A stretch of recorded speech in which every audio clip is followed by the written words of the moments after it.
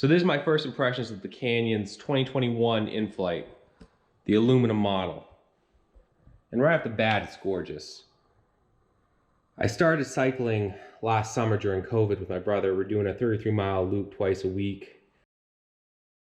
And I had no Bianchi, but one night got caught out in the dark, being an idiot, hit a pole and broke the frame.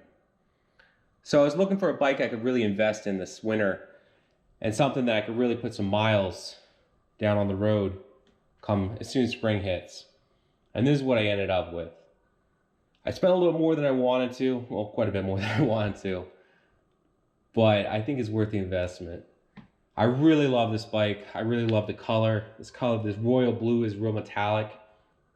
In the sun, it just shimmers. So starting in the front, you got a full carbon front fork. A lot of places, if they're trying to save money, this will be aluminum inside here or some other alloy, and then they'll just do carbon blades. This also has a carbon seat post. So the deal with carbon is it's supposed to like flex and take some of the road noise out. And we'll see how it works. I'll probably do another video on how I like this thing after a while. But the reason why I like Canyon is because they don't mess around with the group sets.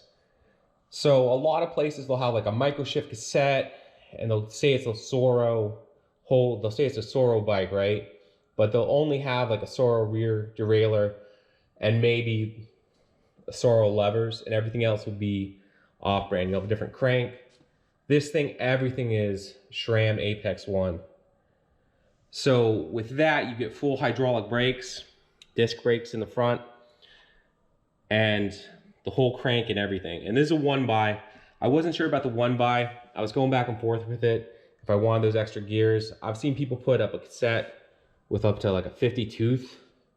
I think at that point you can go up any hill. It doesn't, just spinning for hours. But I really just like the simplicity of it. It has a press fit bottom bracket. I wasn't really sure about that. It's a little bit extra maintenance. When you're doing it, it's a little tougher, but I think it's a learning experience. It'll be fun to work on. It also has these two little screw holes, so you can put a front derailleur on it. Canyon didn't send anything to fill those, and I'm probably gonna put some sort of plug in there just to keep it from getting dirt or grime in there.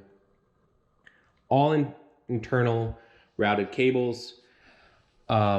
I was looking at a couple bikes. I was looking at the Grail, the Endurance. The Endurance tire width's questionable. Although I've seen people, I think they put one dude put a 33mm tire on there. Some pan racers, and it ballooned out to 35mm, and that fit. The Grail, the paint scheme just killed me, man. That silver they had with like the digital fleck up here was not a fan. So I went with this thing. Canyon says it can run 35mm tires up front. There's just a ton of room, so I don't think that's going to be an issue. In the back, the chainstay is really going to be the question, but I'll probably measure that and put it somewhere so you guys know if you want to know what it'll actually take. With tires, my understanding is, whatever the width it is, the actual width may be different depending on how wide your rims are. These rims it comes with are DT Swiss 1850s, the 1800 ones, but I think the 50 just designates that it comes in a complete bike. These are tubeless wheels, and I believe these are tubeless tires as well. So all you would need to do to make this a tubeless setup is buy some sealant and change out the valves, because there's tubes in here right now. And the cool thing is, which I was not expecting, Canyon sent in their little box of stuff a whole valves, 2 sets of valves, so you could just get some sealant and good to go. Also sent some extra pedals, and I blew out a pedal, sheared it off on a ride, and that sucks. So I'm probably gonna rip off this plastic and throw it in a bag when I go riding. They have this kind of questionable torque wrench. It turns, and I don't know. I'm really excited about it though. I'm ready to hit the road. It's Not looking good too good on that prospect, as it's like a blizzard outside, but I may just take it out and see what happens. Really happy with the bike. Like I said, Apex 1 all the way around. Excited to try it out. Probably going to adjust the derailleur and the front brake levers at some point this week. I'll probably record it and just, you know, make sure everything's good to go. So as soon as I do have like a nice day where the roads are even dry, I can get it out on the road. My plan is to save these tires and put some Pan Racers semi-slicks on there and go tubeless. Just because I want to save those tires in case I do some like off-roading.